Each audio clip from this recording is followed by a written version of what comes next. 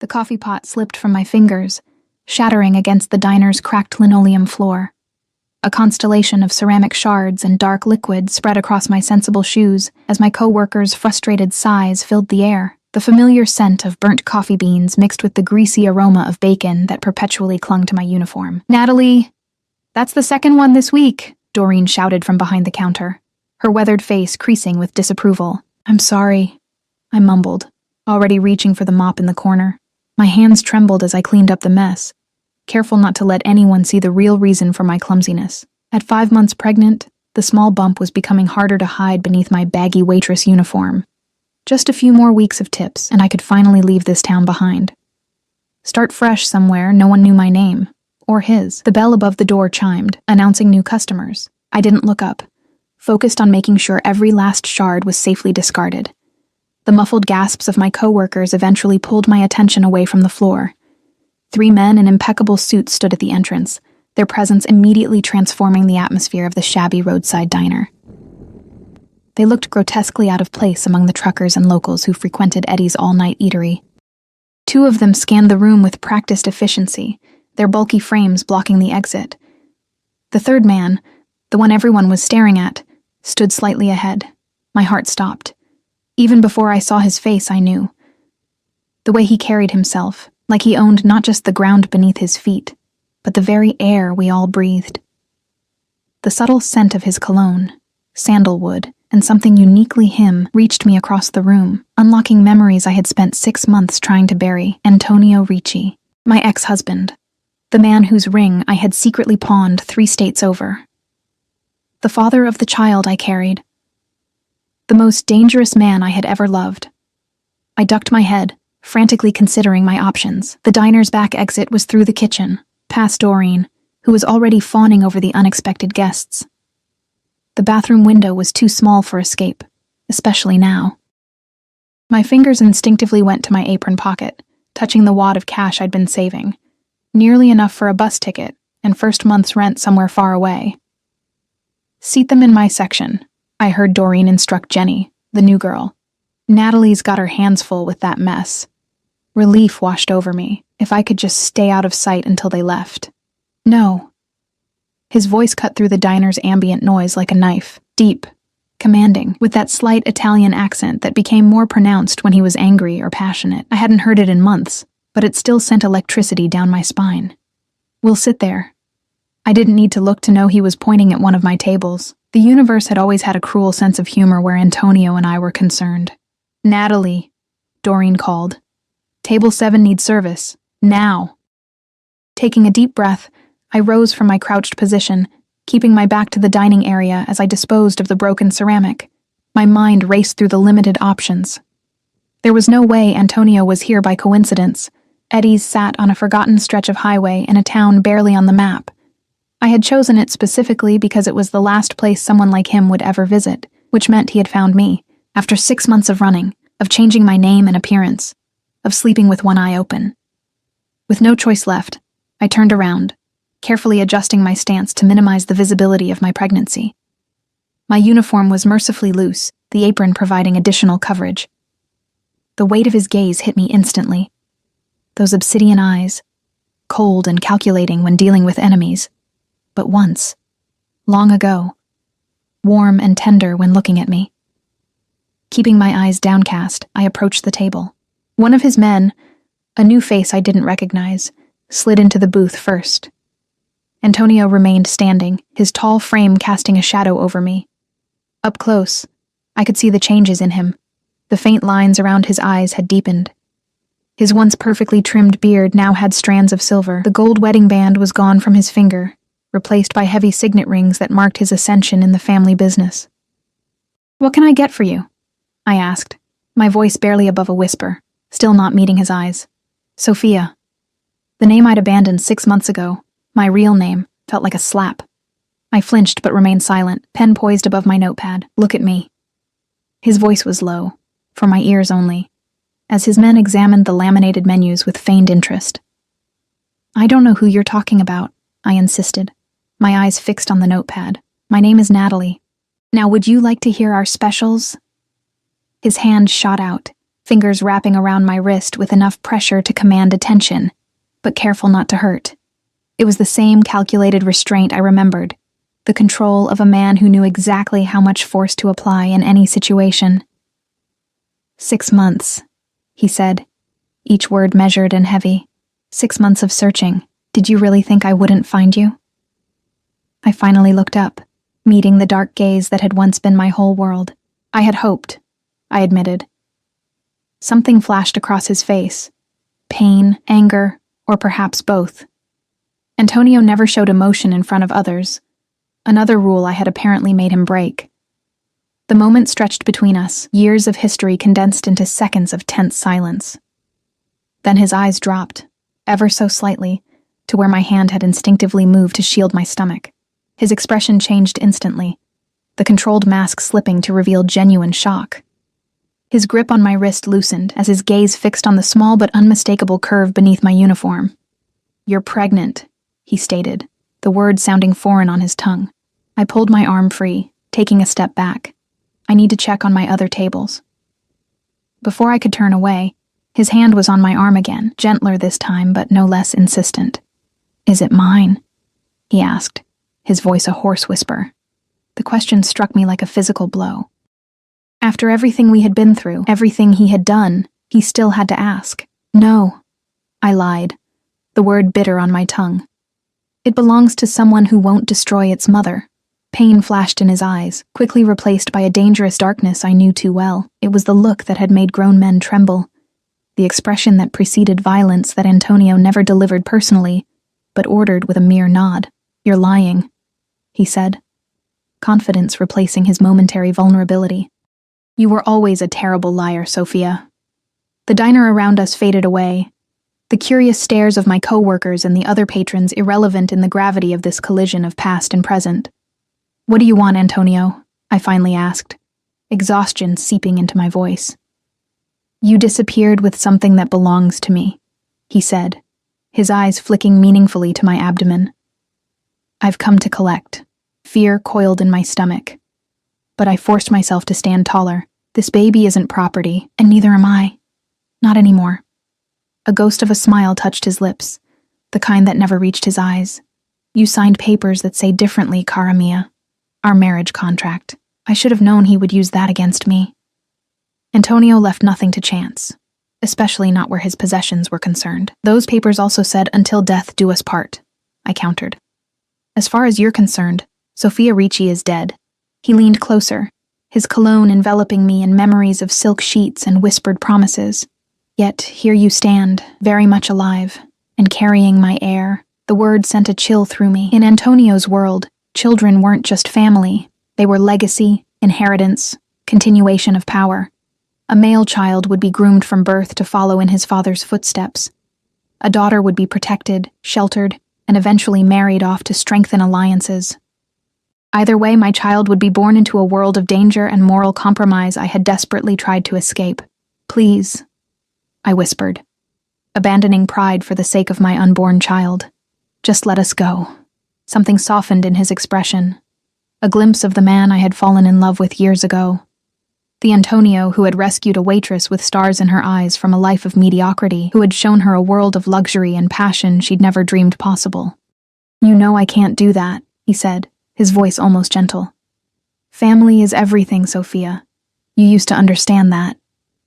"I understood many things," I replied, "until I found the blood on your hands." His jaw tightened, the muscle twitching beneath his skin. We both knew what I was referring to. The night 6 months ago, when I had discovered the true extent of Antonio's business dealings. Not just the gambling and protection rackets I had naively accepted as necessary evils, but the trafficking, the disappearances, the bodies that never surfaced. The night I had realized the beautiful cage he had built for me was lined with bones. "You never should have gone into my office," he said, voice dropping even lower. "You never should have lied about who you really are."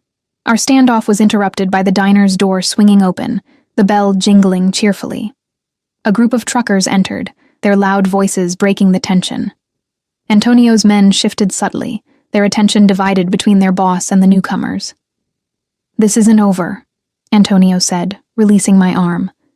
We'll continue this conversation somewhere more private.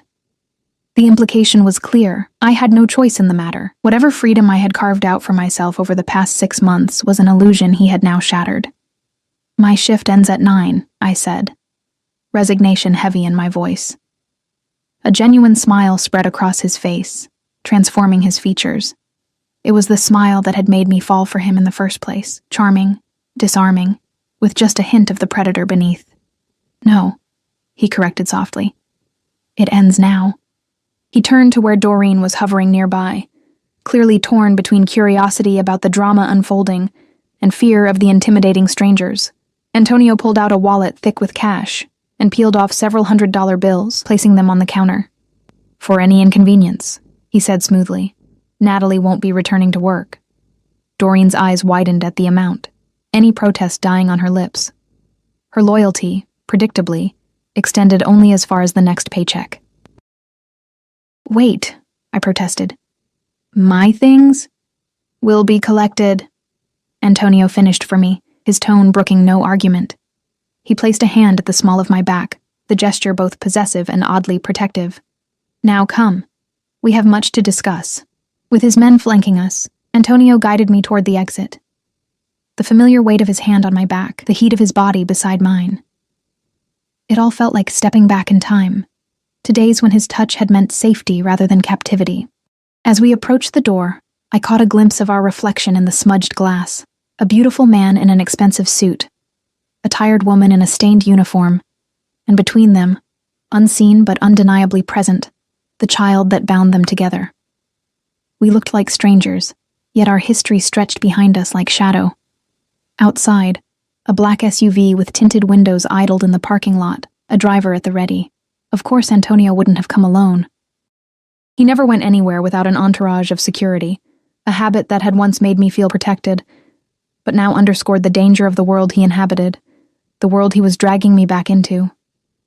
As one of his men opened the car door, I paused, my hand instinctively moving to protect my stomach. The late afternoon sun caught on the diamond bracelet still on Antonio's wrist, the one with our wedding date engraved on the inside. He had kept it all this time. Why now? I asked, a last desperate attempt to understand. Why not leave us alone? Antonio's eyes darkened as he looked down at me, something possessive and primal in his gaze. Because everything that is mine eventually comes home, he said, his hand gently but firmly guiding me into the waiting car, even if I have to burn down the world to find it. The leather seats of Antonio's SUV felt cool against my skin, a jarring contrast to the vinyl booths I'd grown accustomed to over the past months. Tinted windows sealed us off from the outside world as we pulled away from Eddie's, leaving behind the small life I'd carefully constructed. His men sat in front, the driver navigating the rural highway while the others scanned our surroundings with practiced vigilance. Antonio kept a calculated distance between us in the back seat, his eyes never leaving my face. The silence stretched, thick with unspoken accusations. Where are you taking me? I finally asked, trying to keep the tremor from my voice. Home, he replied simply. The word hung in the air between us, home. Once, that had meant our cliffside mansion overlooking the Pacific, all glass and stone and breathtaking views. The place where I'd spent 3 years as Mrs. Ricci, alternately adored and controlled, treasured and trapped. That's not my home anymore, his jaw tightened. It always has been. I turned away, watching through the window as we passed the town limits. The flat landscape of my temporary refuge receded, replaced by rolling hills as we headed toward the interstate, toward the coast, toward the life I'd fled. You disappeared without a word, Antonio said, his voice deceptively calm. Left in the middle of the night. Took nothing but the clothes on your back and your passport. A bitter smile touched his lips. And my grandmother's wedding ring, which you pawned in Seattle. That was how I started tracking you, of course. The ring. I should have known better than to sell something so valuable, so traceable. But I'd been desperate for cash, for distance. If you knew where I was months ago, why wait until now to find me? Antonio's gaze dropped briefly to my stomach, before meeting my eyes again. I wanted to see what you would do, where you would go, if you would contact any of my competitors. The implication stung. You thought I'd betray you? After everything? You already did, he countered, anger finally seeping into his voice. You saw things you weren't meant to see, took what wasn't yours to take, and ran. My hand instinctively moved to my stomach. This baby is as much mine as yours. A baby you plan to hide from me. His voice had gone dangerously soft. My child, my blood, raised without knowing their father or their heritage. I was protecting them from that heritage, I snapped, from growing up in a world where violence is business and loyalty is bought with blood. Something flickered in his eyes, hurt, perhaps, though Antonio would never admit to such vulnerability. Is that what you think of me? Of the life I gave you? The life you gave me was beautiful, I admitted, but it was built on a foundation of lies. You never told me the full extent of what you do. Would you have stayed if I had? He challenged. The question caught me off guard. Would I have? When we met, I had been a 22-year-old waitress with community college debt and dreams bigger than my bank account. He had been 30, established, mesmerizing, a businessman with old-world charm who left extravagant tips and asked for my number with disarming directness. Our courtship had been a whirlwind of luxury, private jets to weekend getaways, designers clamoring to dress me, restaurants clearing out entire sections for our privacy. I'd fallen in love with his intensity, his focus, the way he made me feel like the center of his universe. The signs of his true occupation had been there from the beginning, the constant security, the whispered conversations that stopped when I entered rooms, the business associates who regarded me with thinly veiled curiosity or contempt, but I had chosen not to see, not to question. The wife who knows nothing cannot testify to anything. No, I finally answered. I wouldn't have stayed, but that was your choice, to build our relationship on deception. Antonio leaned forward, his proximity making my heart race traitorously. Everything I did was to protect you, to give you the life you deserved. I never asked for protection, I asked for honesty. His hand found mine, his touch sending unwelcome warmth through my body. Even now, after everything, my body remembered his, and now I'm asking for a second chance. For our family. Family. The word resonated differently now than it had during our marriage. Then, family had meant Antonio, his aging father, a few cousins who occupied various positions in the business. Now it encompassed the small life growing inside me, a life that deserved better than the legacy Antonio would provide. You can't just force me back into your life, I said, pulling my hand away. Things have changed. Yes, they have. His eyes dropped meaningfully to my stomach. You're carrying my child. That changes everything. Before I could respond, the car slowed, turning onto a private airfield I didn't recognize. A sleek private jet waited on the tarmac, its engines already running. We're flying? Panic edged into my voice. Once we left the ground, any slim chance of escape would vanish. Did you think we would drive all the way back to California? Antonio asked, amusement coloring his tone. I have business that can't wait. As the car stopped beside the jet, the reality of my situation crashed over me. This wasn't a negotiation or a reconciliation. It was a reclamation. Antonio had found his runaway wife and the heir she carried, and he was bringing both back to where he believed they belonged. The door opened, one of his men standing at attention beside it. Antonio exited first, then extended his hand to help me out. For a moment I considered refusing, but the subtle shift in his expression, impatience shadowing the practiced politeness, changed my mind. I knew that look. It meant his legendary patience was wearing thin. I took his hand, allowing him to assist me from the vehicle. The evening air was crisp against my skin as Antonio guided me toward the waiting aircraft, his security team forming a loose perimeter around us. The casual display of power reminded me of what I was dealing with. Not just my ex-husband, but Antonio Ricci, whose influence stretched across state lines and international borders. My prenatal appointment is next week, I said, as we approached the steps to the jet. A desperate attempt to assert some control, to remind him that my pregnancy came with responsibilities he couldn't simply commandeer. Antonio paused at the base of the stairs, turning to face me. Dr. Mercer is already on staff at our home. She's one of the top obstetricians in the country. Of course, he had already arranged medical care.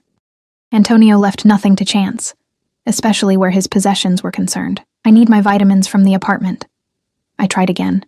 My clothes, everything will be replaced, he cut in smoothly, with higher quality items. I bristled at his dismissal of the modest life I'd built. That's not the point. Those things are mine. I worked for them. Something softened in his expression. Sophia, you never needed to work a day in your life, not when we were married, and certainly not now. Maybe I wanted to, I countered. Maybe I needed to prove I could stand on my own feet, without your money or your name. His mouth curved into a smile that didn't reach his eyes. And did you? Prove it to yourself? The question struck deeper than he knew. Had I? 6 months of minimum wage jobs, dingy apartments, constant looking over my shoulder. Was that independence or just a different kind of cage, built of fear and scarcity rather than luxury and lies? Before I could answer, a sharp pain shot through my abdomen, making me gasp. My hands flew to my stomach as I doubled over slightly. Antonio's reaction was immediate. His arm wrapped around my waist, supporting my weight as concern replaced the cold calculation in his eyes. What's wrong? Is it the baby? I shook my head, taking deep breaths as the pain subsided. Braxton Hicks contractions, false labor. It's normal at this stage. His brow furrowed. You're certain? Yes, I assured him, straightening with effort. It happens sometimes when I'm stressed. The implication wasn't lost on him. His expression hardened again, though his supportive arm remained around my waist. All the more reason to get you home, where you can rest properly. He nodded to one of his men, who immediately climbed the stairs ahead of us. The sooner we're airborne, the sooner you can see the doctor. As we ascended the steps together, I was acutely aware of the contrast between us. His immaculate suit against my wrinkled uniform, his confident stride beside my hesitant steps. We had never belonged in the same world, despite the ring he had placed on my finger 3 years ago. The jet's interior was exactly what I would have expected from Antonio. Cream leather seats, polished wood, crystal decanters of amber liquid secured in custom cabinets, a shrine to wealth and power, flying 40,000 feet above the concerns of ordinary people. Antonio guided me to a seat, his hand lingering on my lower back a fraction longer than necessary. The small gesture, once comforting, now felt like a brand, a reminder that in his mind I still belonged to him. As I sank into the plush leather, exhaustion suddenly overtook me. 6 months of looking over my shoulder, of double shifts and sparse meals to save money, of nights spent restlessly imagining this very scenario, it all crashed down at once, leaving me hollow. Antonio took the seat opposite mine, his dark eyes studying every line of my face.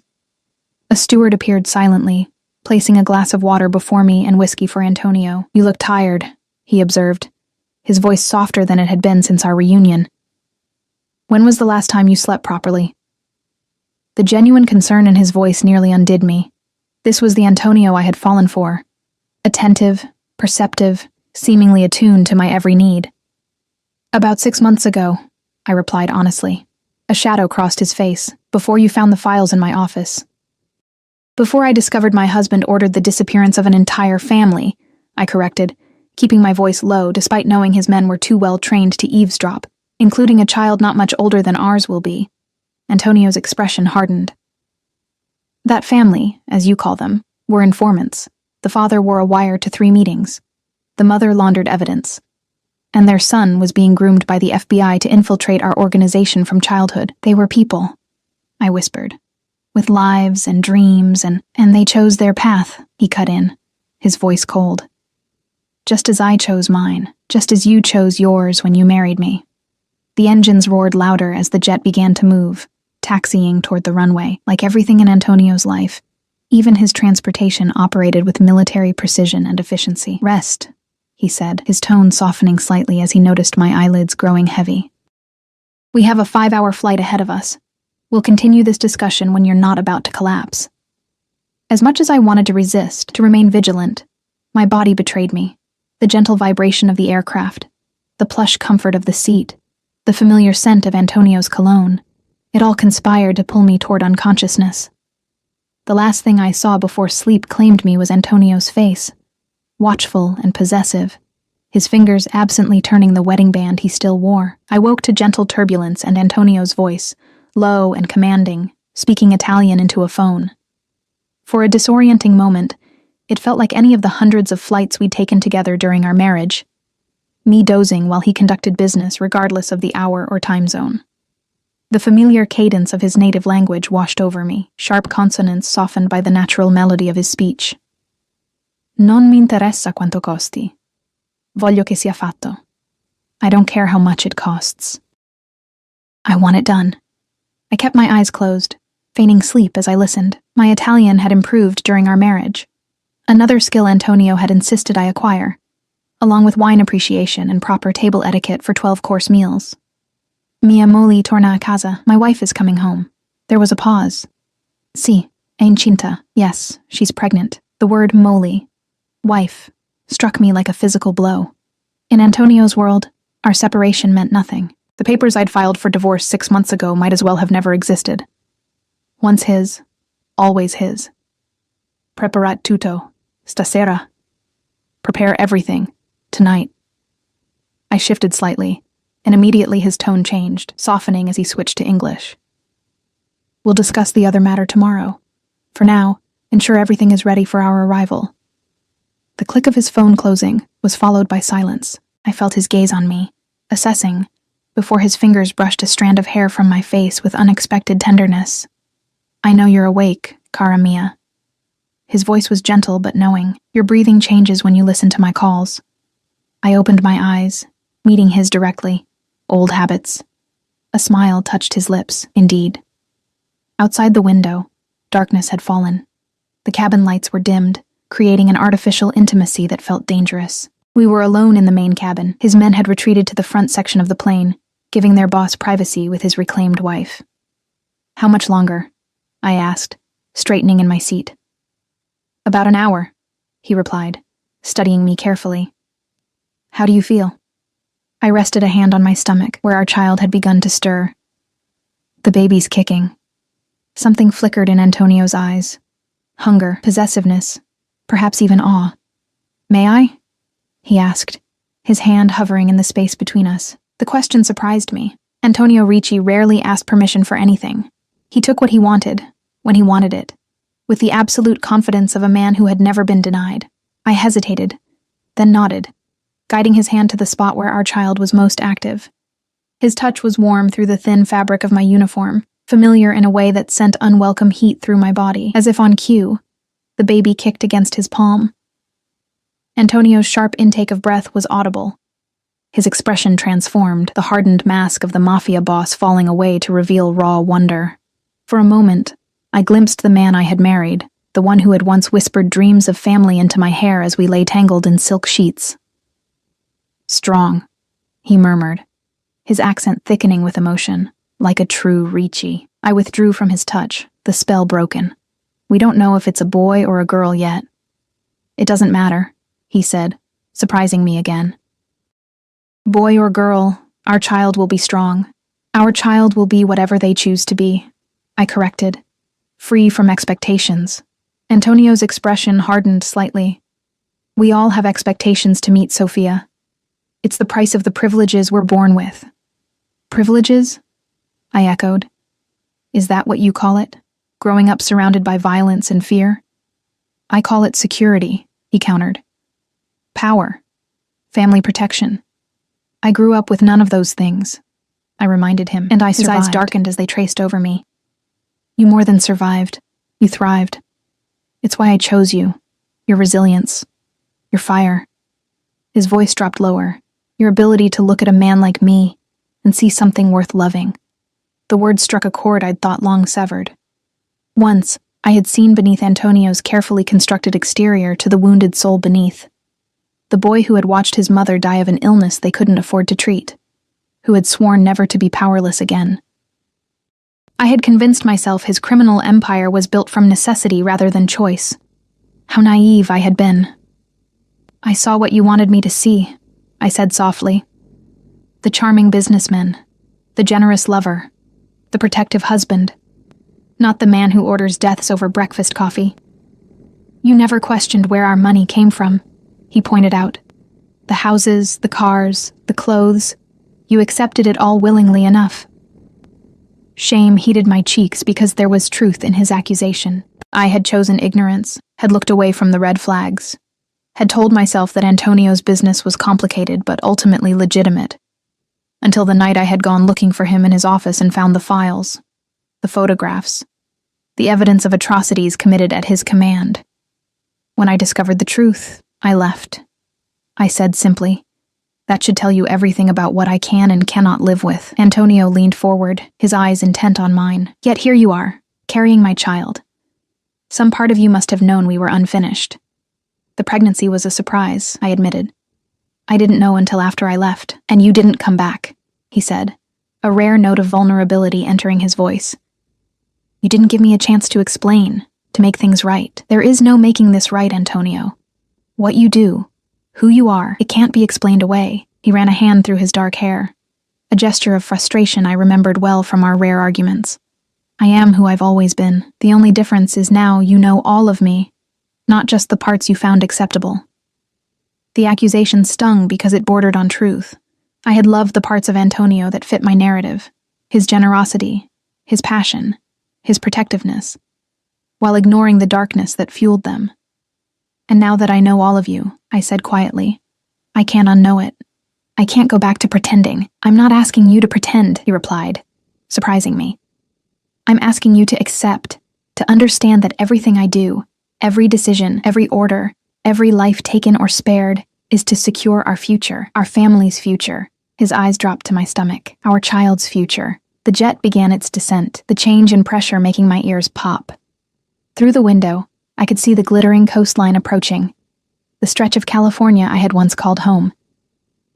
"You can't keep me prisoner," I said, desperation edging into my voice. "Even you don't have that kind of power." Antonio's smile was gentle but resolute. "I don't need to keep you prisoner, cara mia. You will stay because deep down, you know it's where you belong, where our child belongs. And if I try to leave again," his expression darkened, "then I will find you, again and again, no matter how far you run or how well you hide. A child needs both parents, Sophia. I won't let you deprive ours of their father." As the plane touched down with barely a jolt, I felt the last of my hope evaporate. Antonio had resources I couldn't begin to combat: money, connections, manpower. If he was determined to keep me in his world, what chance did I have of escaping again? The captain's voice announced our arrival, and Antonio's security team reappeared, efficient and silent as they prepared for disembarkation. One of them handed Antonio a tablet, which he glanced at before nodding approval. "Your apartment has been cleared out," he informed me casually. "Your personal effects are being transported to the house as we speak." Anger flared within me. "You had no right." "I had every right," he interrupted smoothly. "As your husband, and as the father of your child." "Ex-husband," I corrected, even as I registered the futility of the argument. "I filed for divorce 6 months ago." Antonio's smile was cold. "Papers I never signed. Papers that were never served, as you disappeared before the process could be completed." Legally, he was right. In my haste to escape, I had left the divorce proceedings unfinished, a loose end that now bound me to him as surely as the child I carried. As we exited the plane, the familiar coastal air enveloped me. Salt and jasmine and money, the scent of the privileged California enclave where Antonio's main residence stood. 2 black SUVs waited on the tarmac, engines running, drivers at attention. Antonio's hand found the small of my back, guiding me toward the lead vehicle. "Welcome home, Sophia." The words sent a chill down my spine despite the mild night air. The drive from the private airfield to Antonio's, our estate, took 20 minutes along winding coastal roads. I sat in silence, watching the familiar landmarks pass by, the exclusive shops where I had once spent thousands without a second thought, the restaurants where maitre d's knew us by name, the private beach access points guarded by discreet security. It was like stepping back in time, except for the persistent reminder of change pressed against my abdomen. When the gates of the estate came into view, my breath caught involuntarily. The sprawling Mediterranean-style mansion stood exactly as I remembered it, perched on the cliff overlooking the Pacific, illuminated by strategic lighting that showcased its elegant lines without ostentation. Gardens cascaded down the terraced property, a riot of colorful blooms even in the darkness.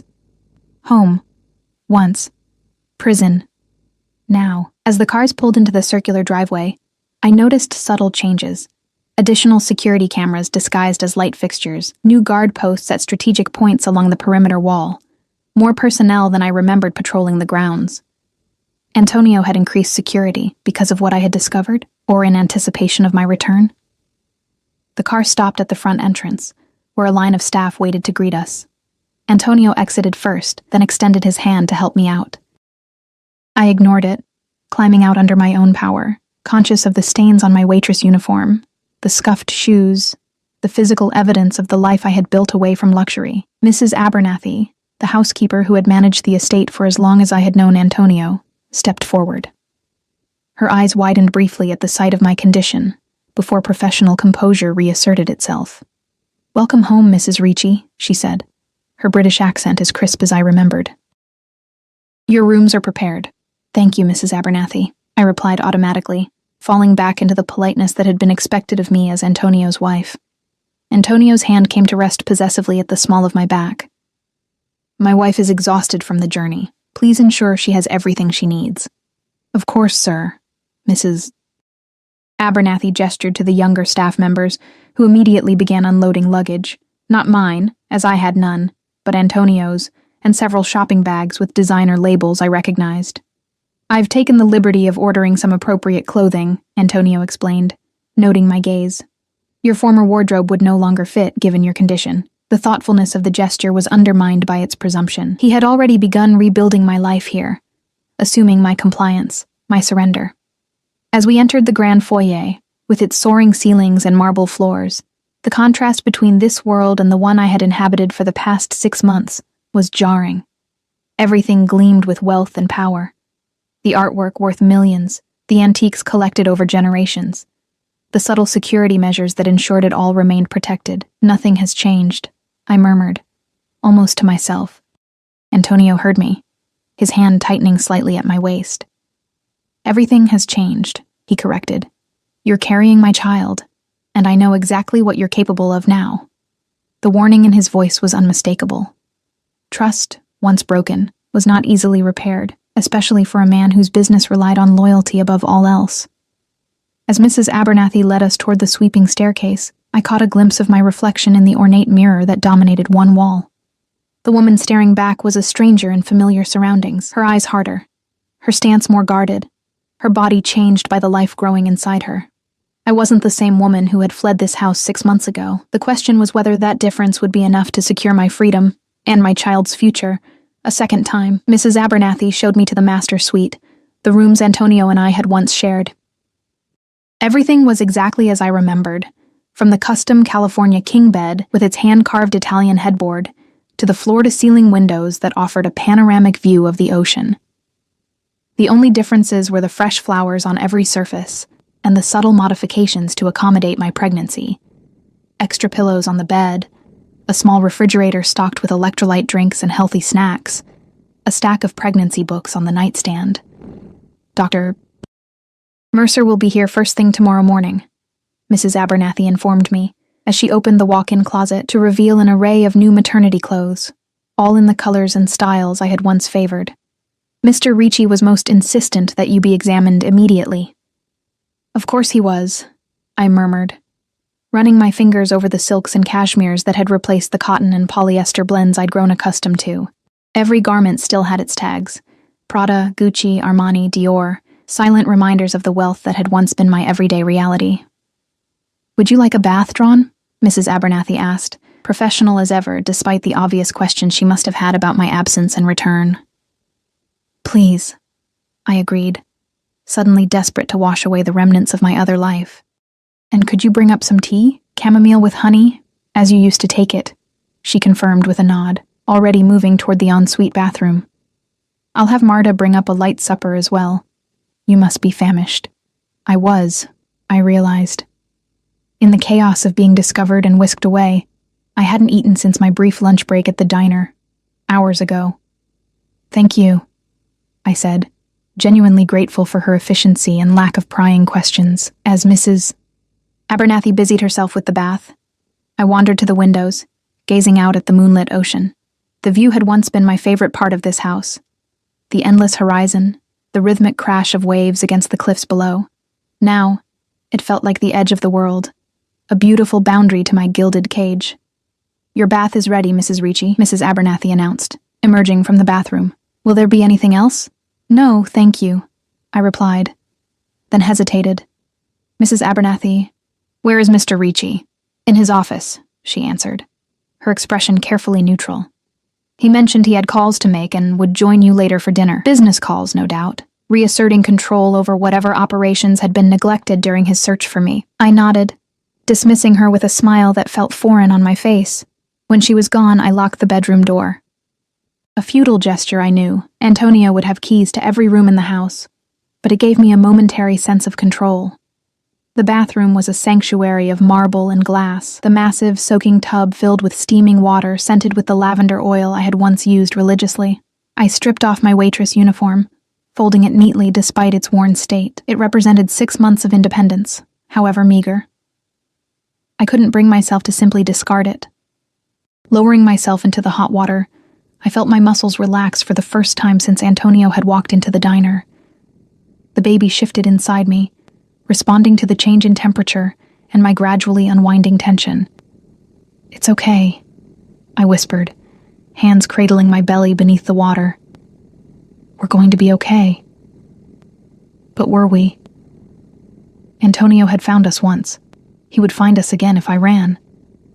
And now that he knew about the pregnancy, his determination would only intensify.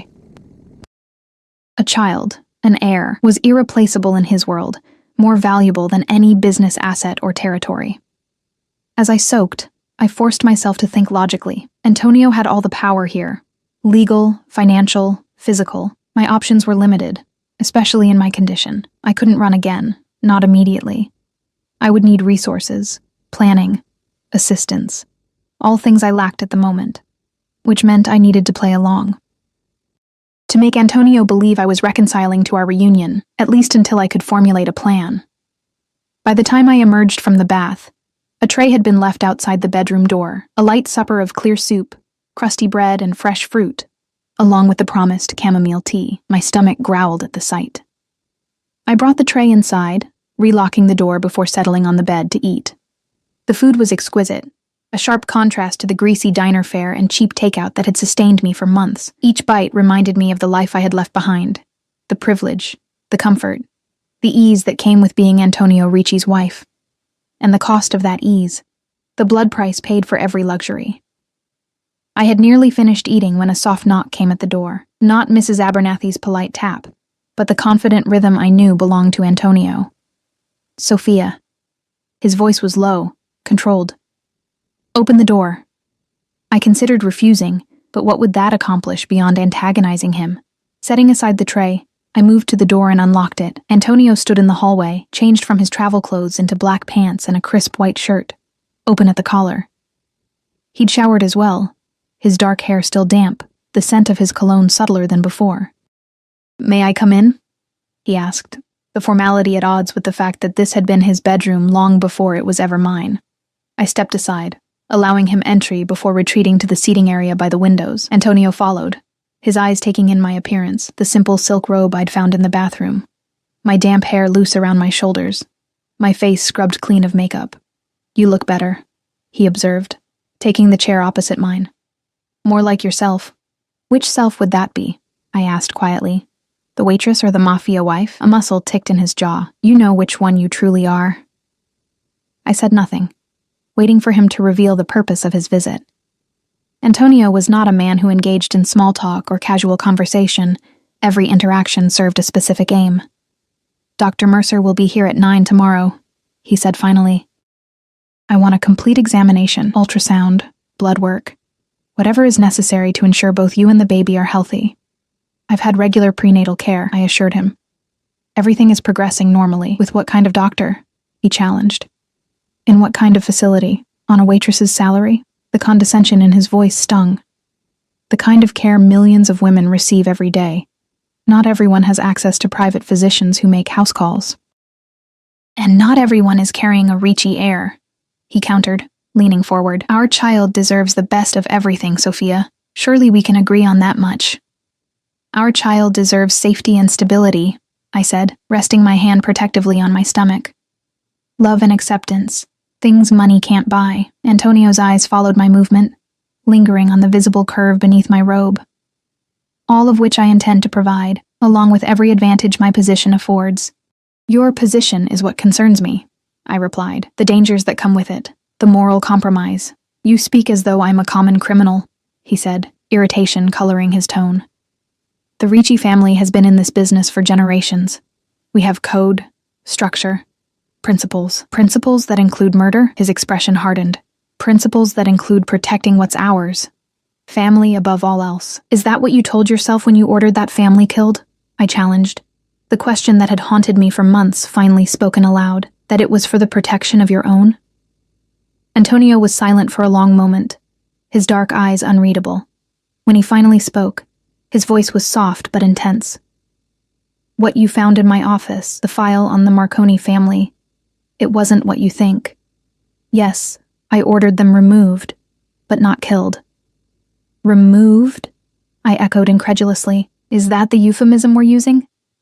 Relocated, he clarified. New identities, new lives, far from here, away from both our organization and the FBI that was using them. I stared at him, disbelief warring with a desperate desire to believe. You expect me to believe you let informants live? That you showed mercy to people who betrayed you? Not mercy, he corrected. Strategy. Killing federal informants brings heat that even my connections can't dispel, especially when children are involved. So instead you... What? Gave them new identities? Set them up somewhere else? Antonio nodded. Montana. A small ranch. Different names, different appearances, but alive. The FBI believes they're dead, a convenient fiction that serves everyone's purposes. Why would you do that? I asked, struggling to reconcile this information with the brutal reality I thought I had discovered. Because despite what you think of me, I'm not a monster, he said simply. I do what's necessary to protect our interests, but I don't kill indiscriminately, especially not children. I wanted to believe him. God help me. I wanted it to be true. But Antonio was also a consummate liar when it served his purposes. Prove it, I challenged. Show me they're alive. A ghost of a smile touched his lips. I thought you might say that. He reached into his pocket, withdrawing his phone. After a few taps, he handed it to me. Live feed from the security cameras on their property. Updated daily. The screen showed a nighttime view of a modest ranch house, lights glowing warmly in the windows. The timestamp in the corner showed today's date. As I watched, a figure moved past one of the windows. A woman, her silhouette matching the one I remembered from the file. They're alive, I whispered, relief washing through me despite my lingering doubts. As I said. Antonio took back the phone. What you saw in my office was documentation of their extraction, not their execution. You ran before I could explain. There were other files, I said, remembering the images that had haunted my nightmares. Other incidents. Some of which were exactly what they appeared to be.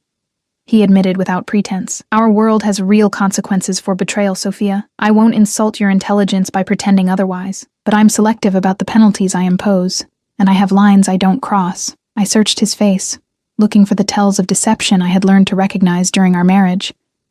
I found none, but Antonio had always been exceptional at controlling his expressions when necessary. Why are you telling me this now? I asked. Because I want you to stay, he said simply. Not as a prisoner, but as my wife, as the mother of my child. And for that to happen, you need to understand who I really am, not who you fear I am. The sincerity in his voice was compelling, but years of deception couldn't be undone by a single conversation. I need time, I said finally, to process this, to decide what I believe. Antonio nodded, accepting my response with unexpected grace. Time you have. What you don't have is the option to disappear again. His voice hardened slightly. I won't lose you or our child a second time, Sophia. The warning was clear, wrapped though it was in concern rather than threat. I understand, I replied, because I did. Whatever his other qualities, Antonio's devotion to family was absolute and non-negotiable.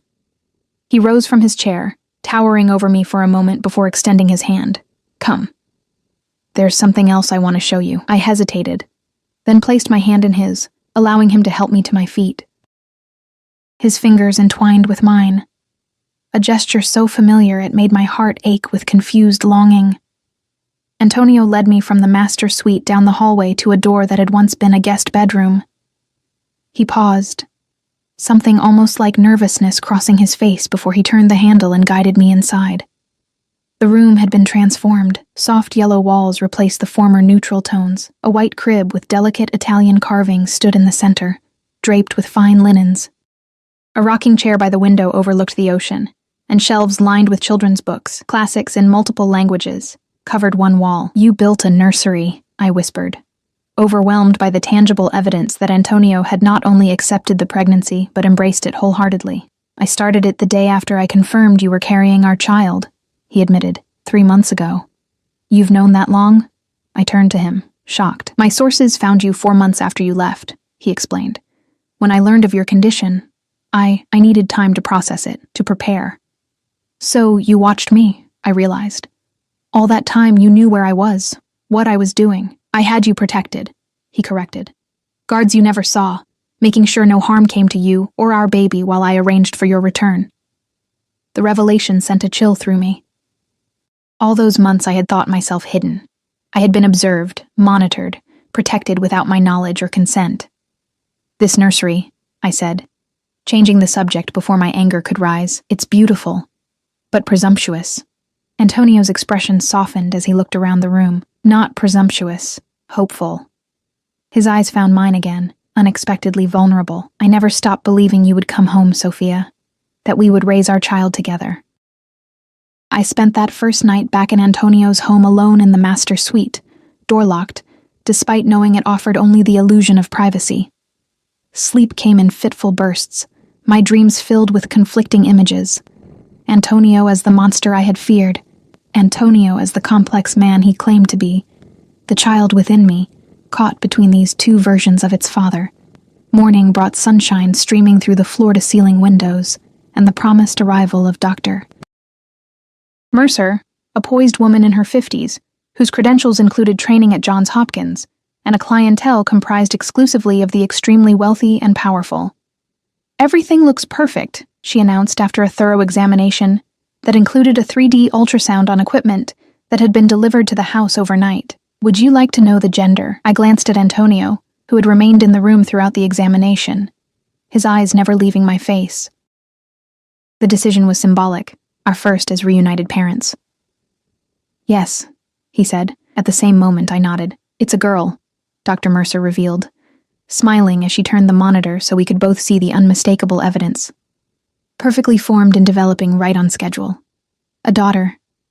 I watched Antonio's face transform with wonder, emotion breaking through his carefully maintained control.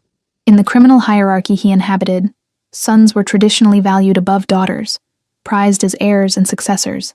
Yet the joy in his eyes seemed untainted by any hint of disappointment. "A daughter," he repeated, his voice thick. His hand found mine on the examination table, fingers intertwining with a gentleness that belied his strength. "She'll be as beautiful and strong as her mother." The moment of connection between us was interrupted by Dr. Mercer's professional efficiency, as she provided detailed instructions for the remainder of my pregnancy. Diet recommendations, exercise guidelines, warning signs to watch for. Antonio absorbed every word with the same intense focus he applied to business negotiations, occasionally asking questions that revealed how extensively he had already researched prenatal care. After the doctor left, we shared a quiet breakfast on the terrace overlooking the ocean. The morning was perfect. Clear skies, gentle breeze, the rhythmic sound of waves breaking against the cliffs below. In another life, it might have been idyllic. "I need to go into the city for meetings," Antonio said, as staff cleared away our plates. "Business that can't be postponed." I nodded, unsurprised. Even during our marriage, Antonio's work had been constant, demanding, inescapable. "What am I supposed to do while you're gone?" I asked. "I assume I'm not permitted to leave." His expression hardened slightly at my tone. "You're not a prisoner, Sophia. The estate is yours to enjoy. The pool, the gardens, the private beach access. Your art studio remains untouched if you wish to paint." His voice softened. "But no, I would prefer you not leave the property. Not yet. It's for your protection as much as anything else." "Protection from what?" I challenged. "The consequences of your business." Antonio sighed, running a hand through his dark hair. "Yes," he admitted, and from your own impulsiveness.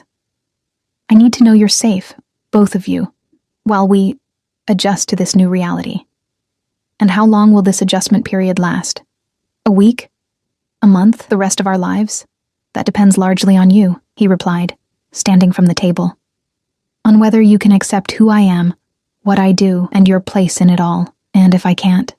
His eyes met mine, dark and resolute. Then we find a compromise, but separation is not an option. Not with our daughter between us. After he left, I spent hours reacquainting myself with the estate, the sprawling gardens with their Mediterranean flora, the infinity pool that seemed to merge with the ocean horizon, the private path that wound down the cliffside to the secluded beach below. Everywhere I went, I noted the subtle security measures that hadn't been present before my departure. Additional cameras, guards positioned at strategic points, the reinforced perimeter fencing disguised by lush landscaping.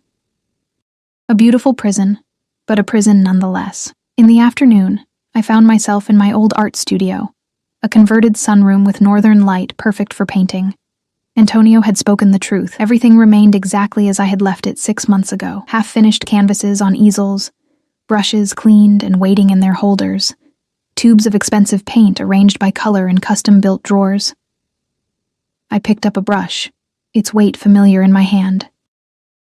Before meeting Antonio, I had been a waitress with an art degree and dreams of gallery shows that never materialized.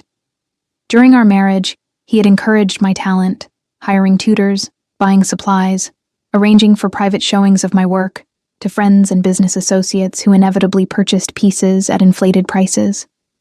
Another form of control, I now recognized, keeping me occupied, validated, dependent on the world he created around me. I set the brush down without painting a stroke. That evening, Antonio returned later than promised, his expression tense in a way I remembered well. Business complications, problems requiring his personal attention. In the past, I would have asked no questions, accepting his vague explanations about meetings and negotiations, without pressing for details I supposedly wouldn't understand. Now, I watched him carefully as we dined by candlelight on the terrace, the meal prepared by the private chef who had once designed menus around my pregnancy cravings, before I even recognized them myself. There was an incident today, Antonio said finally, surprising me with his voluntarily offered information, an attempted encroachment on our territory by the Castellani family. I froze, fork halfway to my mouth. The Castellanis were rivals I remembered from whispered conversations and abruptly ended phone calls during our marriage. What kind of encroachment? I asked cautiously. Antonio studied me for a moment, seemingly weighing how much to share. They tried to move product through our port. When confronted, they claimed ignorance of territorial boundaries. And how did you respond? With proportionate measures, he replied evenly. Their shipment was confiscated. The drivers were released unharmed, but with a message for Salvador Castellani. What message? A cold smile touched his lips. That some lines should not be crossed, especially not now, when I have so much to protect. The conversation shifted to safer topics after that, but something had changed between us. A small crack in the wall of secrecy Antonio had maintained throughout our marriage. Whether it represented trust or simply a strategic adjustment to keep me from running again, I couldn't be sure. Days passed in similar fashion. Antonio would leave for business, returning in the evenings to share meals during which he gradually revealed more about his operations than he ever had before. Not specifics. Never names or dates or details that could be legally damaging, but enough for me to understand the structure, the rules, the boundaries that governed his world. I learned that he did indeed have lines he wouldn't cross. No involvement in human trafficking, no dealing with terrorists, no targeting of law enforcement families regardless of professional conflicts. His business focused primarily on gambling, protection, strategic investments in legitimate businesses, and the importation of certain controlled substances, traditional mafia endeavors that, while illegal, operated according to an established code. A week after my return, as we sat in the nursery discussing color schemes and furniture arrangements, I asked the question that had been building since that first night.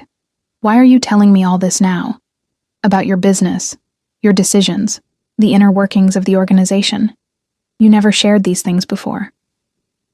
Antonio was silent for a long moment, his hand absently stroking the fine wood of the crib that would soon hold our daughter.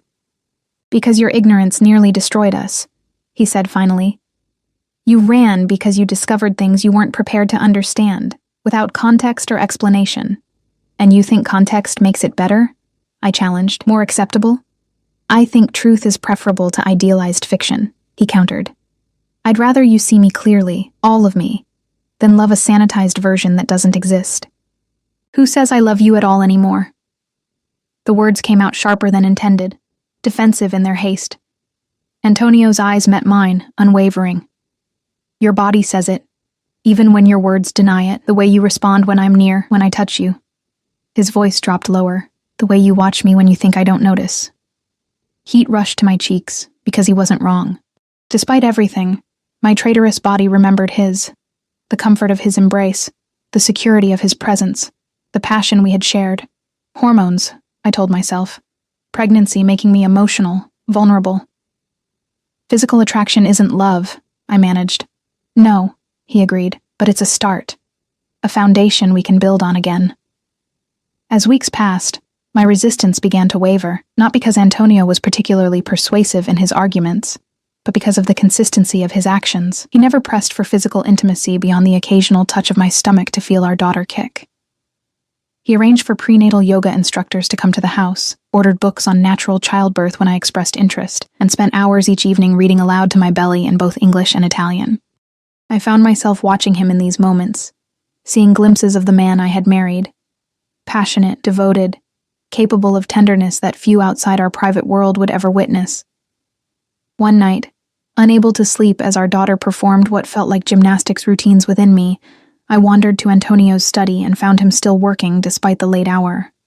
Maps and documents covered his desk, and he was speaking rapid-fire Italian into a secure phone line. When he saw me in the doorway, he immediately ended the call. What's wrong? He asked, instantly alert. Is it the baby? Just restless, I assured him, one hand rubbing my now prominent belly. She's practicing for the Olympics in there.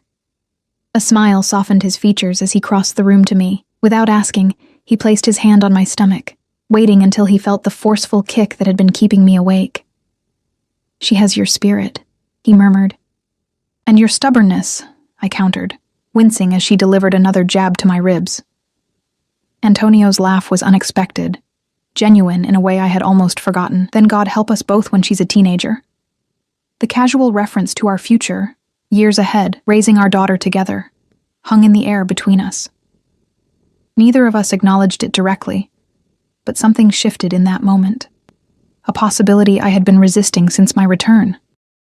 2 months after Antonio had found me in that roadside diner, as I entered my 3rd trimester, the Castellani family made their move, not against Antonio's business interests this time, but against his family, against me. I was in the garden, enjoying the afternoon sunshine, while sketching preliminary designs for a mural in the nursery, when the first bullet struck one of my security guards. The second shattered a terracotta pot inches from where I sat. What followed was a blur of motion and noise. Guards materialized from seemingly nowhere, surrounding me in a protective formation as they hustled me toward the house. Gunfire echoed through the previously peaceful gardens as Antonio's men engaged the attackers who had somehow breached the perimeter. I was rushed to a panic room I hadn't known existed, hidden behind a bookcase in Antonio's study. The reinforced door had barely sealed behind me and my 2 guards when my phone rang. Antonio, already informed of the attack. Are you hurt? He demanded without preamble, his voice tight with controlled fury. No, I assured him, still shaking from adrenaline. We're secure in the panic room. Stay there until I arrive, he ordered. I'm 10 minutes out. Additional security is already on the way. By the time Antonio reached the estate, the attack had been repelled. 3 of his men were injured, 1 critically. 4 of the Castellani's hired guns were dead, 2 captured alive. When the panic room door finally opened, Antonio stood there, his expression more terrifying than I had ever seen it. Behind the cold fury in his eyes lurked something else, raw fear unlike anything I had witnessed in him before. He pulled me into his arms with desperate urgency, his hands moving over me as if confirming for himself that I was truly unharmed. When he finally spoke, his voice was ragged. This is why, he said, his arms tightening around me. This is why I need you here, protected. This is the reality of our world, Sophia. In that moment, with the evidence of that reality still playing out across the estate, medics treating the wounded, security teams securing the perimeter, staff shaken by the violence that had invaded their workplace. I couldn't argue with him. The danger was real, immediate, and would follow our family regardless of whether I accepted it or not. That night, as security teams patrolled the grounds in doubled numbers, and Antonio made calls I deliberately didn't listen to, I made my decision, not out of fear or capitulation, but out of clarity. Our daughter would be born into this world whether I wished it or not. The only choice I truly had was whether she would face its dangers with both parents united or divided. I found Antonio in the nursery, standing by the window that now featured bulletproof glass, his silhouette rigid with tension. When I entered, he turned, exhaustion evident in every line of his body. "I'm staying," I said simply. "Not just because you found me or because I have nowhere else to go. I'm choosing to stay." Relief washed over his face, followed quickly by wariness. "Why?" "Because our daughter deserves parents who aren't at war with each other," I explained. "Because running didn't work, and because—" I hesitated, then forced myself to continue. "Because despite everything, I never stopped loving you. Not the criminal, not the businessman, but the man. The complicated, impossible man who exists beneath those roles." Antonio crossed the room in 3 strides, his hands cradling my face with unexpected gentleness. "I will protect you both with my life," he vowed. "Whatever it takes, whatever changes I need to make. I don't want you to change who you are," I interrupted. "I just want honesty between us. No more secrets, no more sanitized version of your world. If I'm going to be part of this life, I need to understand it completely." "You have my word," he promised, his forehead resting against mine. "And I want out of the day-to-day operations," I continued. "Legitimate businesses only. Our daughter won't be raised in ignorance like I was, but she won't be directly involved in anything illegal either. That's my condition." Antonio nodded, accepting my terms without hesitation. "Done." As his lips found mine for the first time since my return, I knew our path forward would never be simple. The man I loved would always walk the line between 2 worlds, the legitimate businessman and the shadow ruler. Our daughter would inherit a legacy complicated by power, danger, and moral ambiguity. But we would face it together, eyes open, no more illusions between us. And in that honesty, I found a freedom more real than any I had discovered in running. 3 months later, Aria Sofia Ricci was born in our home, with Antonio holding my hand through every contraction. When he held our daughter for the first time, tears streaming unashamedly down his face, I saw the truth that had always existed beneath the layers of power and control. Love, fierce, protective, and absolute, was the foundation of everything Antonio did. It was both his greatest weakness and his most formidable strength. And now, it was the bond that would hold our family together, come what may.